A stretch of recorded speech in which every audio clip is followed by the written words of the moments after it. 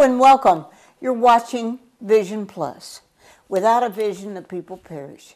And one of the things that happened in the Vietnam War, I remember some of the people that didn't come back. I was doing a TV show at the time, and also, in addition to the Vietnam War, the Korean War, my daughter's closest friend was Oh Sun Yi from Vietnam. Well, she was from Korea. And I taught over in the Philippines, and I learned in the third world countries there's some incredibly wonderful people. And some of the people that had family members, we had 10 family members in the military, 2 brothers in the Air Force, and you're going to get to meet a person that his dad was in the Air Force fighter pilot, and I had a brother in the Merchant Marine. You didn't hear too much about the Merchant Marine, but I tell you what, they took supplies to all over the world for the people like my other brothers that were in the Air Force. And then my daughter was in Coast Guard then. So there were a total of 10 family members. And I've always been so in love with everybody that works with the military or in any way associated. Tony, as most of you know, my husband that died a couple years ago, he was in the Marines. He was in a jarhead, and we just had lots of fun with him. One of my favorite things was going to the Marine Corps ball they had in November around the birthday of the Marine Corps. And one of the person that lives here in the village of Providence, quite a number of people have been in the military that live here in the village of Providence. And one of them is Brian Andrews. He and his wife Lisa live here, and he works with a company. What company do you work with? It's called Synapse Wireless. And Synapse Wireless. What do you do? This is Brian Andrews, and his dad was the Korean War and Vietnam War veteran that we're going to hear more about. But what do you do with your company? Well, it's a very small company in Research Park. I'm one of the software engineers there. Uh-huh. And so that you can figure out all these things that I don't understand, but working with software. But they have been such wonderful friends of ours. In fact, if you look to your extreme right over there, that was one of the gifts you gave me when Tony died. Oh, the little lamp. Yeah, and the lamp's still going 2 years later, or almost 2 years later. Well, one of the things that happened, I got to go to this incredible memorial service that they had here in Huntsville for your dad, and I was so impressed with all the people that came. Now, tell us a little bit about you and Lisa. You originally lived in South Dakota, or you did, didn't you? Actually, no. Her family's from South Dakota. And then, but you actually took your dad back there for a memorial service. We did. So why, did he live there at one time? Actually, he didn't. Okay, let's get this straight. Yeah, I guess we better get this story. Yeah, let's start over. Let's go. Yeah. Tell me a little bit about your dad. Okay. He's Air Force. We'll go back to the beginning, and maybe we'll end up with fighter pilot. How we ended up in South Dakota. That will be good. Well, my dad is part of the World War II generation, and we're losing those guys very rapidly now as they age.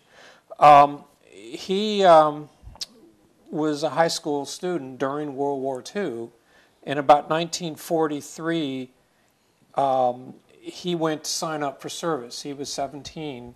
My brother signed up at age 17. Oh, too. okay. Yeah, so. And I don't know exactly how that worked, but I guess the parents had to sign for him. They could go sign up, and he knew that he wanted to fly.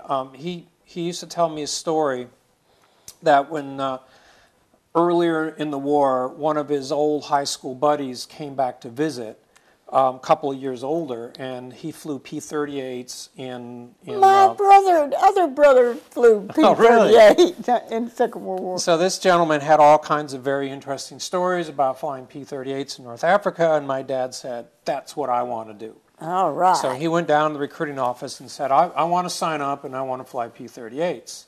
And they said, well, go home. We'll, don't call us. We'll call you when you're old enough. So I think it was in December of '43. He turned 18, and they called him up a few days after that. So he was. He went into the Army. In those days, the Air Force didn't exist as a separate service. That's true. So he joined the Army, went through basic training and all that, and I guess he had the aptitude to become a pilot. So they sent him to pilot school. That was down in North Texas. I don't remember the name of the field now. I'm drawing a blank on that, but it was in Texas, I know. And so he went through pilot training. And he graduated, and his graduating class was 45G, I think it was, meaning that class graduated in 1945. Now, of course, in 1945, the war ended. So he graduated from pilot training right around the same time frame that World War II ended. I later learned, after he passed away, I talked to one of his buddies who was also a graduate of that class.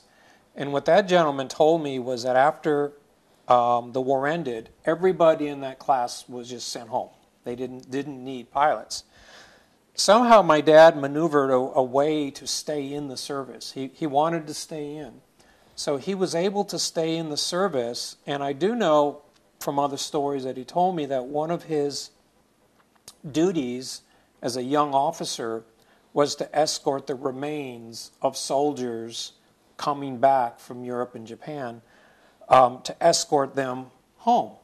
So he had some stories about making arrangements to take caskets on train trips around the country, and I guess some fairly backwoods kinds of places. So he had a couple of adventures doing that. But eventually he got to go back to doing what he wanted to do, which was to fly. So he likes to talk about how there he was, an 18-year-old kid. He had his pilot wings, and off he went. Later on, he flew in Korea. He flew the F-86 Saberjet in the Korean War. That was in the early 1950s, 51, 52. Somewhere during that time, he became very ill, and they evacuated him. He probably had caught malaria in Korea, so they evacuated him, and then the war later ended, so he never got to go back to Korea. And that was typical because one of my brothers got malaria too, so they did that happen. And one of the things you said, the war ended in 1945, but actually there were 400,000 German and Italian prisoners of war in the United States from primarily Europe, but they extended their stay for 18 more months that they couldn't go back. There was no food and lodging over there. Nowhere for them to go, probably. So anyway, so he got to go to Korea, but then he also got to go to Vietnam, didn't he? Well, later on in his career, he was sent to Vietnam. And I actually learned later on he volunteered to go to Vietnam. That was in about 1968. Now, of course, being a guy who went into the service during World War II, by the time the Vietnam War came up, he was a fairly old person to be sent to war. He was 45 years old, or somewhere around there, 43, I think. Really old. So, well, to be sent to combat, I know, I understand. that's a little bit unusual. The other thing that was a little bit unusual about his career is that he was a pilot for his entire career. That is very unusual. Nowadays, most of the active flying, combat flying, is done by the lieutenants and captains and majors, usually lieutenant colonels and full colonels, transition more into leadership roles and desk jobs. My dad retired as a lieutenant colonel, and he flew for his entire 30-year career, which was another thing that was very unusual. So yeah, he went to Vietnam in '68. Flew 102 missions in the F-4. 102 missions. So he was away for an entire year. I was in junior high school, so I was 12, 13 years old at that time. And now, where did you live at that time? You and your mom? Well, in that time, we lived in Tucson, Arizona. Davis-Monthan Air Force Base is in Tucson, and that's where we went for him to get checked out in the F-4. And then he was sent to Vietnam. We decided just to stay there and wait for him to come back. And thankfully, a year later, he came back home. 102 missions. Was that in a year's time? Mm-hmm. Or, Whoa. Yeah, the standard tour of service was exactly a year. Uh-huh. And they flew however many missions they had to fly during that time. Well, he had such an incredible career as an Air Force pilot and Air Force fighter pilot. What are some of the stories that you remember him telling about? I mean, he was there 30 years. Yeah. Oh, gosh. There's a lot of stories, probably a lot that I never heard. But the story of how he got to stay in the service that I mentioned before was kind of one of the big ones. One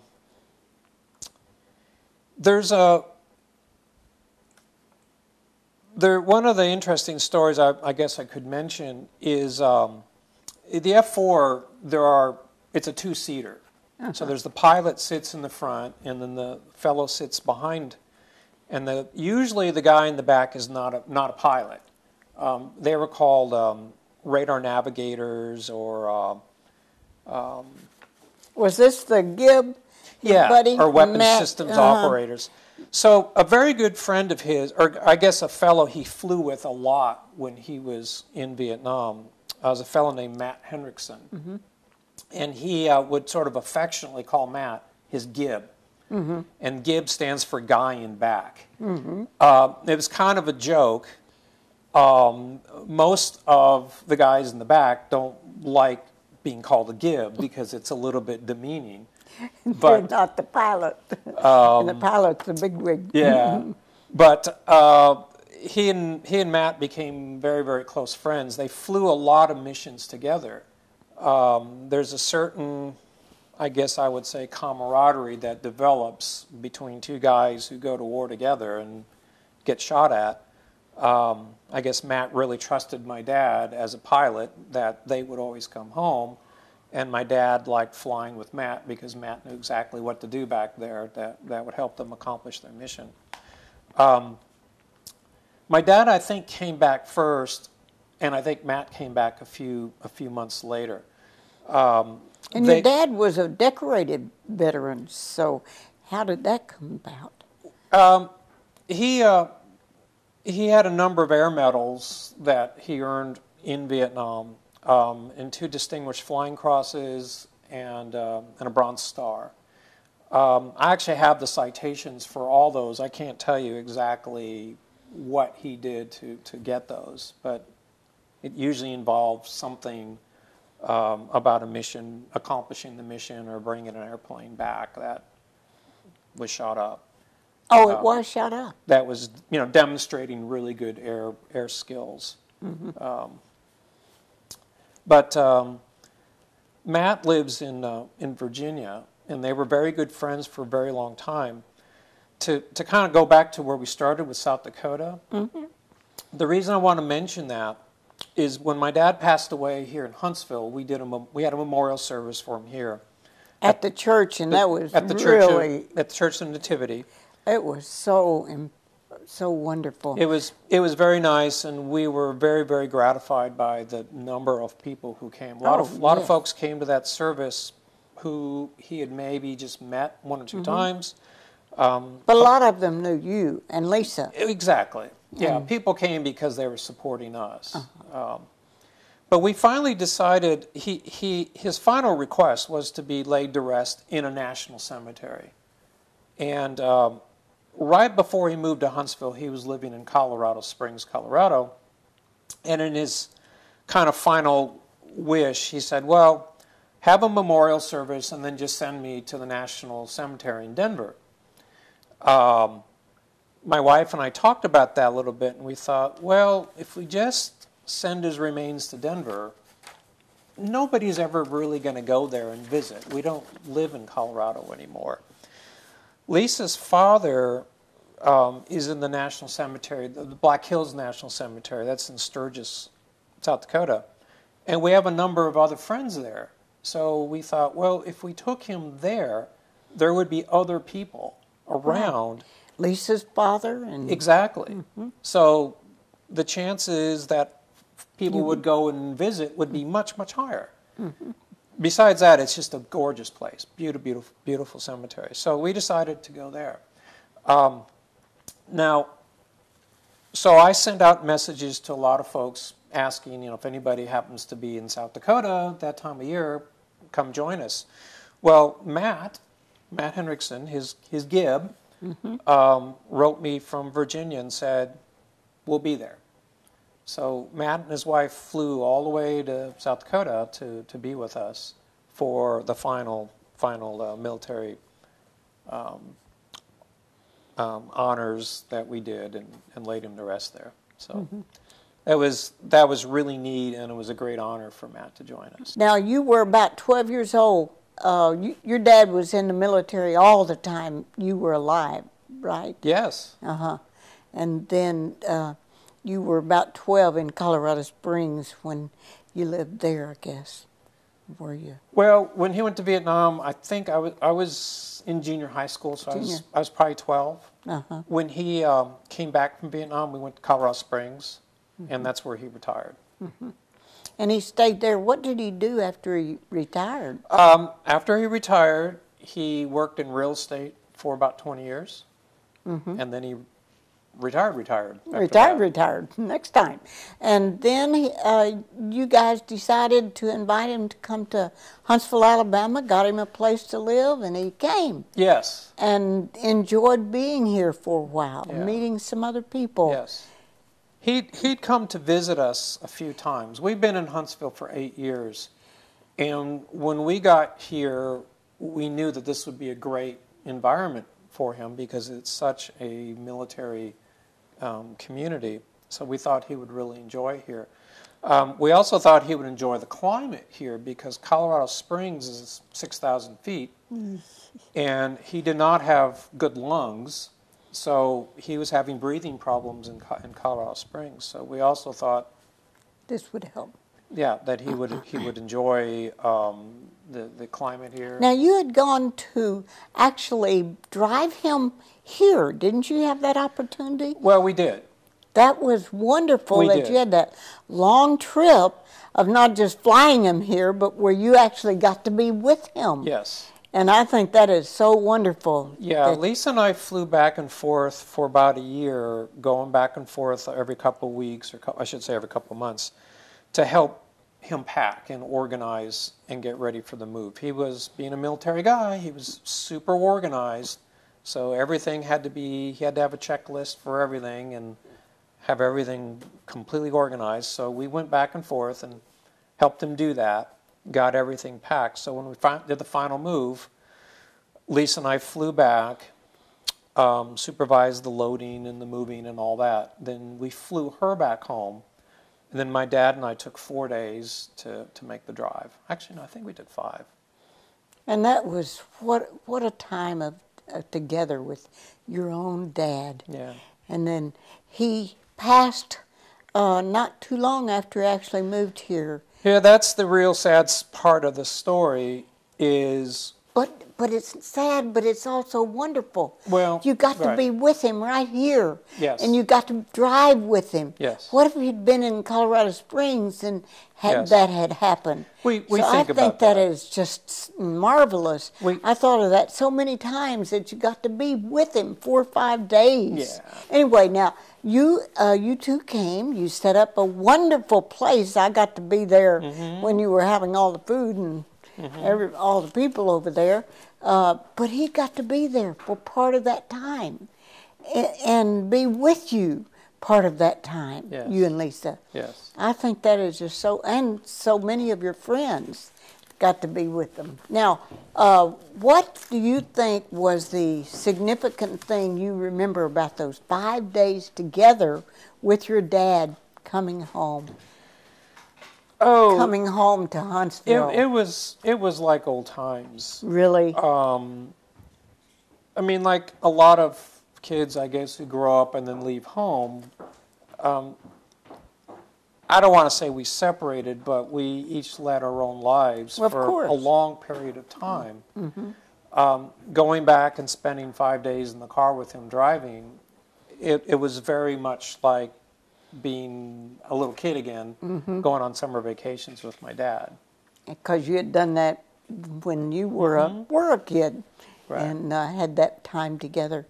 And did he seem to enjoy that too? Oh, yeah. And reminisce about, I wish you'd have had a camera or a recorder so you could have recorded some of those tales. Yeah. Did he tell you anything about Vietnam or when he was there, or Korea, or any other? Well, not on that trip. Not on that trip. Because we'd kind of already talked about that stuff over the last 30 years. What did he seem to want to talk about on those 5 days coming back? Oh, I think mostly about the apartment and moving in and all that kind of stuff. To him, that was a really big deal. Right. The house he moved out of in Colorado Springs, he'd lived in that house for 40 years. So how many? 40.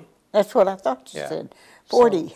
So it was a big deal to him to move, especially at age 87. And I do understand about you saying how organized he was. Tony, I could not. Tony was a Marine, as I said. My husband that passed away a couple of years ago. He had his socks organized. His undies were organized. They were folded a certain way. I couldn't fold them to make them match what all he had. But he was like that. And he was so organized, and I was the tossed salad guy. I don't know how we ever stayed together because of so different in lifestyle, you know. And so your dad was so organized. So when you and Lisa packed up for move from Colorado Springs to here, he had it probably already ready, what he's going to bring. Oh, he did. He had, like I said, he had checklists. And so he had a list of everything he was bringing, everything he was leaving behind, and exactly where everything was going to go in the new apartment. Now, you got here, and then after, it was kind of a sudden, unexpected death. Yeah, he fell in the apartment and broke his hip. Oh, my. He was not in the best of health anyways. He was fairly frail and had all kinds of other problems, lung problems, kidney problems. But he broke his hip, and we took him to the hospital. And the option was fix it, which is surgery, hip replacement surgery. And that was really the only option, because if we hadn't done that, then he would have never gotten out of bed. So everybody, including him, agreed that it was risky for him to undergo that at that age, but it was the only alternative, the only way he could have any kind of quality life after that. So they did the surgery. But he didn't have to have kidney dialysis or a kidney... No. But he had kidney challenges, didn't he? He did. What was the surgery? Well, the hip replacement surgery. Oh, okay. And so the one we're going to interview for another week, she had a couple of hip replacements, and knees and so forth. Wow. So then you two made the decision, I guess, family members, to actually go to the National Cemetery in South Dakota. Right. And I know Lisa's from there, your wife. How'd you two meet? I know that's getting on a different night about that's so wild. Like a lot of people, we met at work.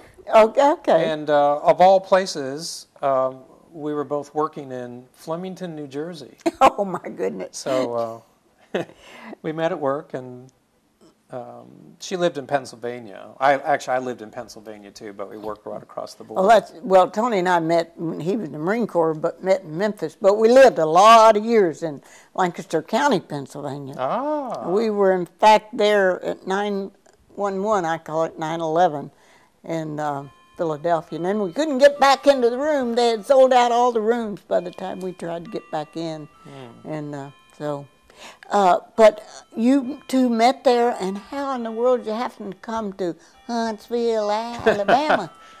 Well, there's a little bit of a story there. After we had met, she went back to graduate school, and I took a transfer to California. Mm-hmm. And so I was living or working in San Jose, California. And then when she finished graduate school, she came out to join me. And so we lived in California for about 10 years, and we moved to Seattle, Washington. We lived there for 7 years.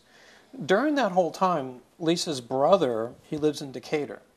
Mm-hmm. And he went to Sewanee, went to law school at Sanford. I love Sewanee. Beautiful place. Gorgeous. Absolutely gorgeous. Mm-hmm. So during Very expensive. during the whole time, he kept trying to tell us that we needed to move here. Mm-hmm. And he would write to me and say, "Oh, you should come to Huntsville. It's a great place. It's real high tech." And I kind of laughed at that because we were in San Jose, California. That's Silicon Valley. I know. And he was trying to tell me. I hope you were nice to everybody. I have so many relatives there, and in Colorado Springs too. Wow. So he would say, "You should come to Huntsville," and I would think, Alabama? Alabama, we're in I know Silicon that Valley, feeling. and you're trying to part tell me of the to come to A Alabama? states, Arkansas, Alabama, Arizona. Yeah. But eventually, we were in Seattle, and we were kind of between jobs, so we weren't working. And we came out to visit her brother for Christmas, and looked around and thought, "Wow, this is nice. This is really a nice place after all." Well, thank you very much for appreciating pleasure. You. Did a great job. I love hearing about anything. Oh, I wanted to say he gave all the things to all the military people here, all the things from the apartment and everything. I'm so proud of you and Lisa for doing all of that. God bless you. He is an incredible neighbor, he and Lisa. I'm Bonnie Libhart along with Brian Andrews, and bless your heart for watching.